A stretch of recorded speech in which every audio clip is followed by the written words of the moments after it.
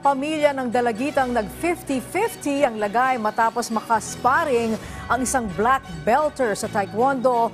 Patuloy ang panawagan ng hustisya. Malalim na investigasyon nagpapatuloy habang patuloy na pinaghahanap ang coach nito.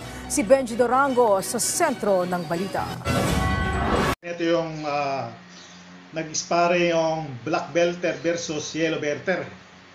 At saka babae yung kalaban niya. Okay, panoorin natin yan. Anong reaction nyo? Okay? Takot na po. Oh, sige. Takot na po. Yan. Wala akong magawa.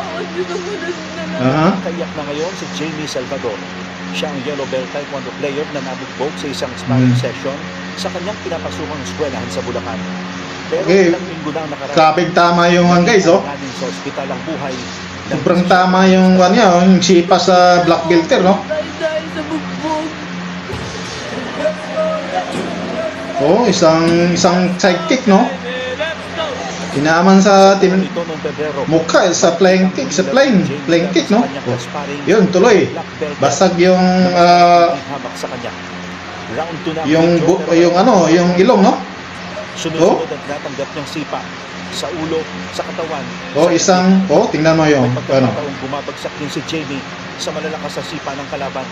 Pero sa huling bitaw ng sipa ng black belter.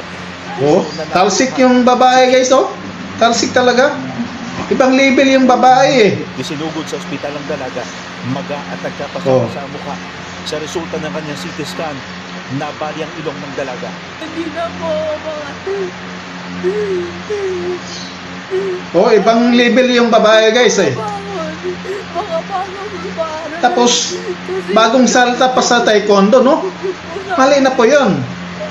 Maling-mali talaga. Kita pa sa kanila ang taekwondo coach at ang menor din. Kawawa yung babae, eh.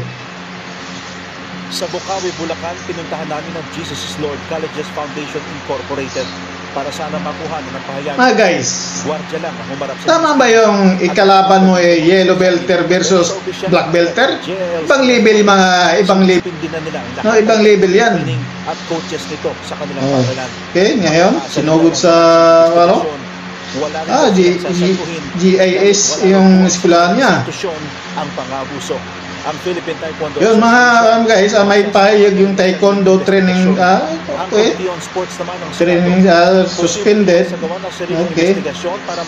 Taekwondo training at coaches sinuspended na ayon sa GILCF.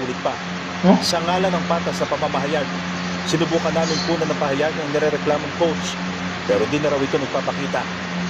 Kahit ang PNP, hindi na guys, maling-mali talaga yan. Kailangan na niya humarap sa opening ko to sa yung mga taekwondo player, no? Yung coach mismo.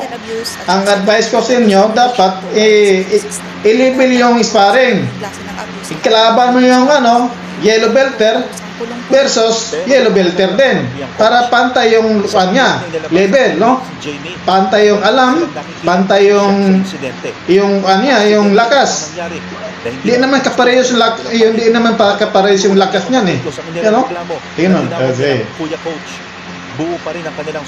Ibang level yan. Black belter versus yellow belter, ibang level yan, mga par. Maliban lang ako ang kalaban mo. Yung nagbugbog sa babae, no? Di over sa akin, mga par. Ibang level ako. Di over sa akin yun, no? Yung kalaban sa babae. Di over sa akin yan. Pinasa Diyos ko na po yan. Yung sakit na naramdaman ko, binigay ko. Kawawa yung babae, guys. Dito pwede. Piling ko po mamamatay. Kapag ako kalaban mo yung nag-black belter na di over sa akin, mga guys. Ibang level sa kahit red belt ako, graduate ako ng CQC. Ginanong po yung anak. Alam ko ang diskarte niyan. Alam ko ang paano mag-umiwas sa mga diskarting sipa-sipa na yan, no? May mali yung coach. Pangalawa, may mali din yung ka-sparring sa babae, no? May mali talaga. May mali talaga sa ginawa nila. Kahit anong gagawin, may mali talaga. Kahit bilang member ng Karate Do, member ng CQC, may mali talaga ang coach, saka yung yung black belter na ka-sparring sa babae, may mali talaga mga para kahit anong gawin.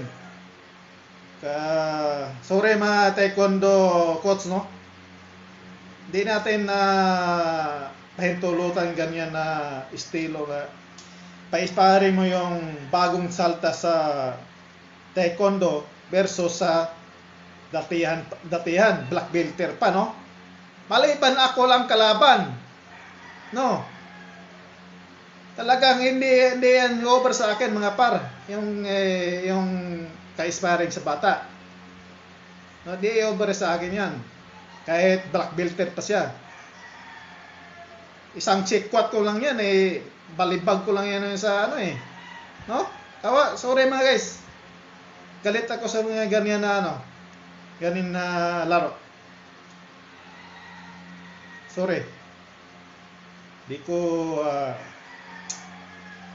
tulutan nga kahit mali